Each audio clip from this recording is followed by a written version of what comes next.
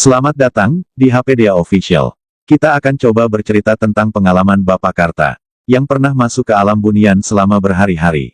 Di desa pedalaman tinggal beberapa keluarga yang bernama Pak Karta. Mereka hidup sederhana, saling rukun damai berumah tangga. Bapak Karta dikenal sebagai orang yang sangat baik. Dia selalu menolong tetangganya satu sama lain. Di samping itu Bapak Karta juga pedagang es keliling dan juga bertani. Namun di sela-sela waktunya, ia juga menyempatkan diri untuk memancing. Begitulah keseharian Pak Karta. Bapak Karta memiliki beberapa anak, dan di waktu itu istri Pak Karta pun sedang sakit. Lalu tambahlah kesibukan Bapak Karta, ia kadang jualan es keliling dan bertani, setelah itu merawat istrinya hari demi hari. Beberapa tahun kemudian, istri Pak Karta pun meninggal. Ia pun berduka, duka yang sangat dalam dan anak-anak Pak Karta pun, sebagian pergi merantau, dan ada juga yang tinggal bersamanya karena ingin melanjutkan sekolah. Pak Karta pun tetap seperti biasa jual es keliling, dan juga bertani. Waktu pun terus berlalu, anak Pak Karta pun tamat sekolah dan tak lama kemudian anak perempuannya pun menikah. Karena anak Pak Karta ikut dengan suaminya maka Pak Karta pun hidup sendiri, di rumah memasak sendiri dan bertani sendiri, dan kini semua Pak Karta lah yang mengerjakan sendiri aktivitas sehari-harinya. Hari-hari demi hari waktu yang terus berjalan Pak Karta pun semakin berduka. Pak Karta merasa kesepian, karena istri sudah meninggal, anak laki-lakinya merantau, anak perempuannya sudah menikah. Ia pun selalu dilanda kesepian. Dengan rasa sepi ia pun tetap terus bekerja. Di saat malam pun tiba, Pak Karta duduk sendiri di ladangnya, ia merenungi nasibnya, ia pun berpikir, wah kalau aku sudah tua siapa ya yang akan merawatku, gumamnya dalam hati. Kebiasaan Pak Karta pun tiap malam hanya ke ladang untuk menyepi, dia duduk sembari menatap bulan yang indah. Tiba di hari ia tidak sibuk, ia pun pergi ke Sungai Kapas, ia mencoba untuk memancing. Dia pun membawa apa-apa saja yang diperlukan, dan ia pun terkadang pulang malam dari sungai karena ia bosan di rumah karena dilanda kesepian. Kini sudah mulai berubah, aktivitas Pak Karta kini tiap hari pun memancing, karena ia merasa sepinya terobati di saat memancing. Dan ia pun membuat pondok sederhana di hutan, di Sungai Kapas. Dan ia pun terkadang menginap di sana. Begitulah kini kebiasaan Pak Karta. Setelah 1 minggu di hutan Sungai Kapas, ia pun pulang ke rumahnya, lalu ia mengerjakan apa yang dia biasa kerjakan di rumah. Beberapa hari kemudian ia pun kembali ke Sungai Kapas untuk tinggal di sana. Ia pun memancing, lalu ia memasak ikan yang ia dapat. Setelah malam hari pun tiba. Ia pun duduk di tepi sungai sambil merenung, terdengarlah suara dari balik hutan. Suara itu sayup-sayup bagaikan orang sedang berpesta. Ia pun mencoba mencari suara itu. Tak lama kemudian, suara itu hilang. Pak Karta pun bingung, tapi dia tidak merasa takut. Sampai jam 2 malam ia pun tidak bisa tidur. Lalu ia mencoba memancing lagi. Karena suasana pun terang bulan, ia berjalan ke arah hilir sungai. Saat berjalan ia merasa heran karena suasana berubah, cahaya makin terang, kabut semakin tebal.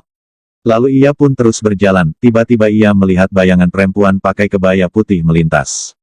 Lalu ia berhenti berjalan dan mencoba memanggilnya, "Hai, siapa di situ? Apakah ada orang?" teriak Pak Karta, tapi tidak ada jawaban. Ia pun duduk terus memancing. Lalu tak lama kemudian, berubahlah suasana, cahaya menjadi biru muda, dan bulan pun hilang dalam pandangan Pak Karta. Ia bingung melihat cahaya berubah, dan kabut tebal. Tak lama kemudian, memanggillah seorang perempuan. "Assalamualaikum Pak Karta," ucap perempuan. "Waalaikumsalam," jawab Pak Karta. "Siapa kamu?" kata Pak Karta. "Aku Dewi Sugi-Sugi," jawab perempuan. "Loh, ngapain kamu di sini?" kata Pak Karta. Dia menjawab dengan pelan, "Rumahku di sini, Bapak telah menembus batasku," jawab Dewi Sugi. Pak Karta terkejut mendengar suaranya yang seperti hanyut dalam angin. Lalu Pak Karta pun berpikir, ini aku sudah di alam lain, ada yang aneh ini, gumam Pak Karta.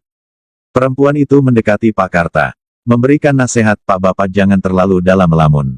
Nanti pikiran Bapak hilang dan rusak," sebut Dewi Sugi-Sugi. Pak Karta pun menghela nafas. Lagi Sugi membawa Pak Karta ke pondok, memberikan Pak Karta nasi ikan panggang, minuman hangat. Setelah itu Pak Karta pun tidak mau makan. "Makan saja Pak," "Tidak apa," ucap Sugi. Pak Karta pun memakannya. Setelah makan Sugi pun memberikan nasihat kembali, "Pak, orang yang sudah wafat jangan terlalu dalam difikiri, sebaiknya didoakan, bukan dilamunkan," ucap Sugi. Pak Karta pun terdiam. Setelah itu Pak Karta bertanya, "Maaf nak, kamu siapa ya?" "Bapak baru lihat ada rumah di sini, sebelumnya tidak ada," ucap Pak Karta. "Aku bangsa bunian Pak." "Bapak terlalu dalam merenung sehingga Bapak bisa melihatku," ucap Dewi Sugi.